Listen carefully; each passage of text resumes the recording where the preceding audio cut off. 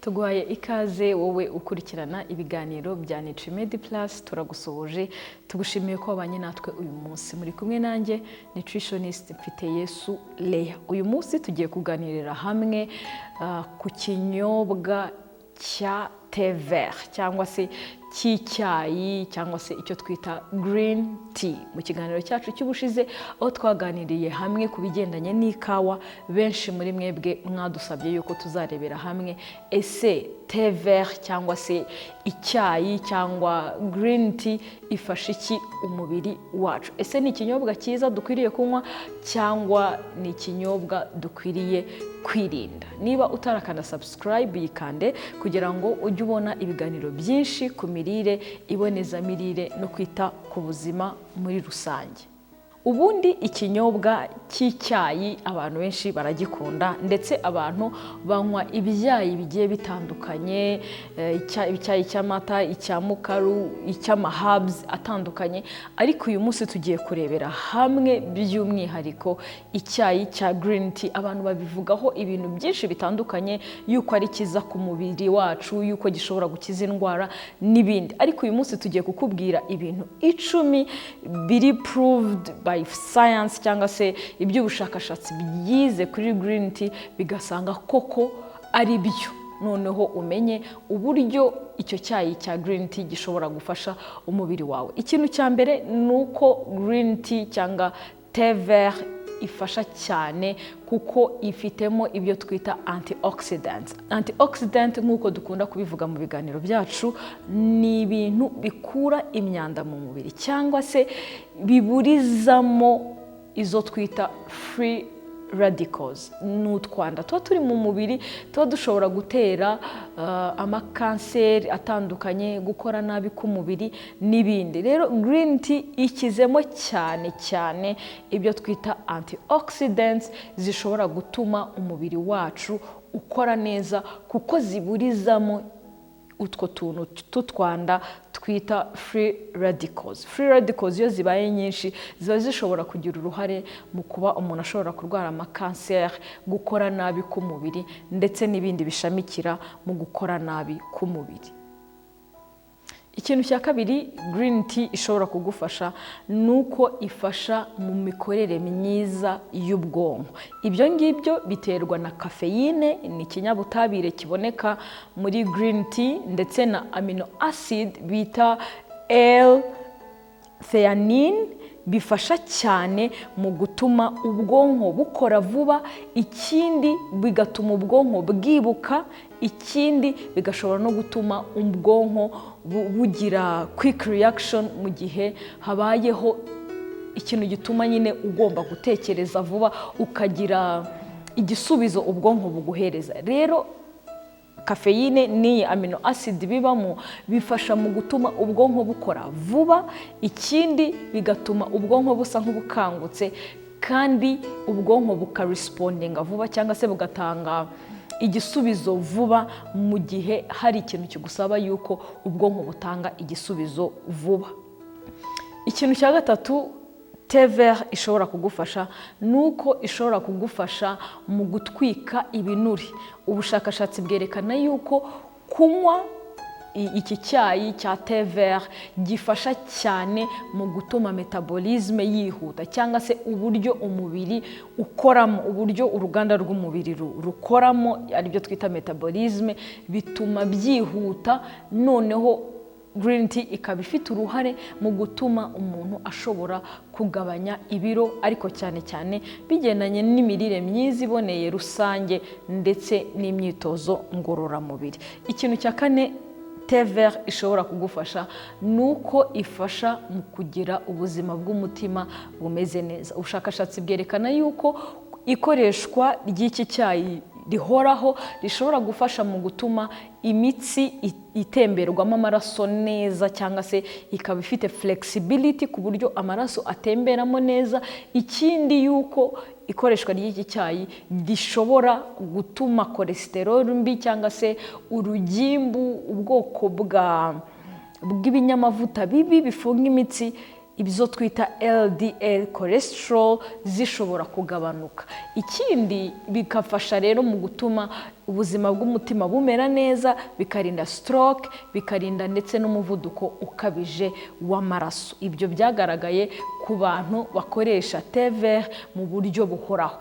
Ikintu cya gatanu thé vert ishobora gufasha nuko ishobora kugufasha mu kurinda amakanseri atandukanye. Nkuko twabibonye, thé vert ikizemo cyane cyane antioxidants zifasha mu gukura utwanda mu mubiri cyangwa se ibyo twita free radicals. Ikindi muri uko kubikuramo, ubushakashatsi bwerekanye yuko ishobora cyane gufasha mu kurinda kanseri, cyane cyane kanseri y'amabere, kanseri ya prostate ndetse na kanseri zifata amara, cyane cyane muri uru rwungano ngogozi rwacu amakanseri ashobora gufatamo, nayo thé vert irayifasha cyane cyane bitewe na antioxidant bita catechin irimo, ishobora kugufasha cyane mu kurinda izo kanseri zitandukanye.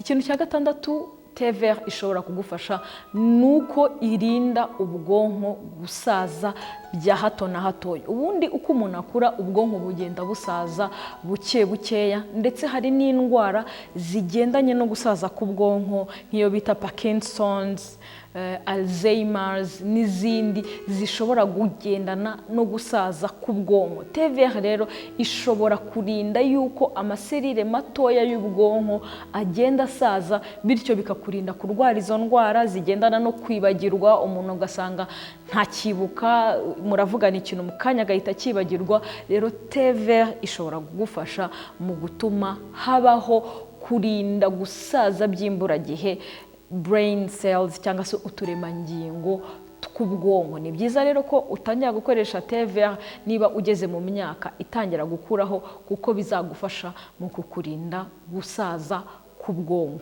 Ikintu cya karindwi thé vert igufasha nuko ifasha mu kuringaniza isukari mu maraso, ndetse igashobora no kugufasha mu kukurinda kugira ibyago byo kurwara ubwoko bwa kabiri bwa diabete, kubera ko thé vert ishobora gufasha cyane mu gutuma umubiri wacu wumva umusemburo bita insuline.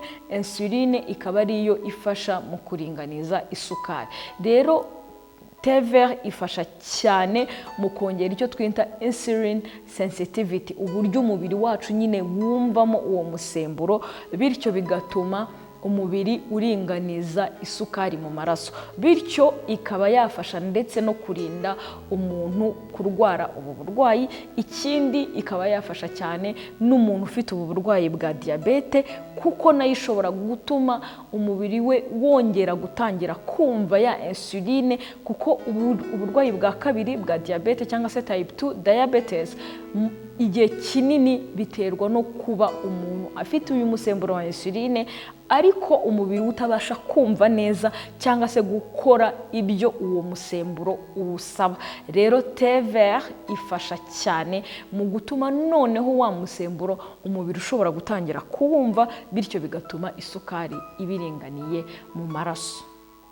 Ikintu cya munani green tea ishobora kugufasha nuko ituma ugira ubuzima bwiza bwo mu kanwa, kubera yuko antioxidants ziba muri green tea zishobora gutuma bakteri zidakura cyane mu kanwa mu gihe umuntu ari kuyinywa, bityo uko bakteri mbi zikurira mu kanwa ni nako ziba zishobora kwangiza amenyo. Ikindi zigashobora no gutera impumuro mbi mu kanwa.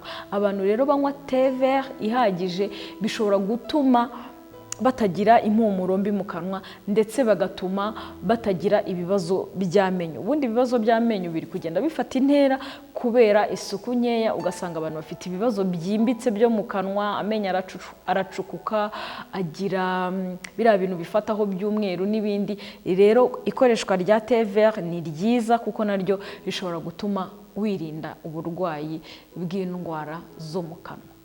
ikintu cya cyenda TV igufasha nuko ibyimbura, ifitemo ibituma habaho anti-inflammation, kuko indwara nyinshi harimo nk'izo twita za rubagimpande cyangwa arthrose nyinshi ziterwa no kubyimbirwa hagati mu ngingo, cyangwa se n'ubundi burwayi bushobora kuririra kuri inflammation. Rero green tea ikizemo ntuza zishobora gutuma hatabaho kubyimbirwa ko mu ma joints cyangwa se n'indwara zigendanye no kubyimbirwa, harimo nko kubabara mu ngingo, kubabara mu mavi n'ibindi bishobora kugendana n'ama inflammation. Ikintu cya 10 ari nacyo cya nyuma TV izagufasha nuko ishobora kugufasha mu gutuma ugira uruhu rwiza, kubera kwa kuntu ifitemo ibintu bya anti-inflammatory effect, ikindi ikaba ifitemo antioxidants, bya bindi bibyimbura n'ibirinda free radicals, byose bifatanyiriza hamwe mu gutuma uruhu rwacu rumererwa neza. Ikindi kandi bigafasha cyane mu gutuma uruhu rutangizwa na ultraviolet cyangwa se iyi mirasire y'izuba ishobora kwangiza uruhu. Bityo rero gukoresha TV bishobora kugufasha mu gutuma ugira uruhu rwiza kandi izuba ntiribashe kwica cyangwa se no kwangiza uruhu rwawe. TV rero uburyo abantu bayikoresha, tuyikoresha mu buryo butandukanye. Kuyinywamo nk'icyayi, ushobora kuyinywa ishyushye, ushobora kuyinywa yahoze, ushobora ndetse no kuyishyiramo na lemon nk'akadimu, ugashyiramo n'ibindi bitandukanye, bityo ukanywa TV yawe ukabonamo intungamubiri nyinshi zitandukanye. Rero ni ikinyobwa cyiza ushobora gukoresha, ariko ukwiriye kwitondera kuyinywa mu masaha ya nimugoroba, kubera ko ikizemo kafeyine, kandi kafeyine ikaba ishobora gutuma udasinzira. Ku bantu bamwe na bamwe iyo banyweye TV bashobora kumva badasinzira neza iyo bayinyweye nimugoroba. Ni byiza ko niba ukoresha TV wayikoresha mu masaha ya kare kugira ngo itaza kukubuza gusinzira. Ikindi twavuga nuko kugira ngo ubone izi health benefits ziva muri TV, ni byiza yuko ubivanga no kurya neza no kunywa neza muri rusange, kugira ngo izi ntungamubiri wakuramo zitagira cyangwa se zitatezwa ibibazo n'indi mirire mibi wagiye wongeraho. Ibi bintu tuba twavuze ntago TV yonyine ibihagije mu gutuma wenda ugira ubuzima bwiza bw'umutima, ahubwo haba hakwiriye kwiyongeraho n'imirire myiza muri rusange mu buzima bwawe bwa buri munsi. Niba ukeneye ubufasha bw'umwihariko, wadusanga aho dukorera Kimironko hafi ya Simba kuri nutrition cabinet bita Nutrimedi Plus, tukagufasha. Ikindi ufite comment cyangwa se inyunganizi, wakwandika muri comment, ubundi niba ufite n'ikindi wifuza ko tuzaganira nabwo watubwira kugira ngo turusheho kunguka. Turabibutsa yuko kandi turi kwandika abantu bifuza gutakaza ibiro kandi bakabitakaza bari kumwe n'abandi mu itsinda ry'abantu 20, mugaterana courage. Ikindi tukiga byimbitse ibigendanye no kugabanya ibiro, tugaterana courage, tukabana ku rubuga mu minsi 90, amezi 3, turebera hamwe ngo ese nakwiye kubigenza gute kugira ngo ngabanye ibiro, abandi bari kubigenza gute, abandi bataye ibiro bingana gute, kubera iki njyewe ntabitaye, kubera iki njye biri kungora. Bityo ukabana n'abandi bakakumotiva, tukabakurikirana buri munsi, bigatuma ugera ku ntego vuba. Wakwiyandikisha nawe kuri 0788940474 kugira ngo tuzabane muri intake y'ukwa 10 ntuzacikwe. Mwari kumwe nanjye rero nutritionist mfite Suleya, naho ubutaha.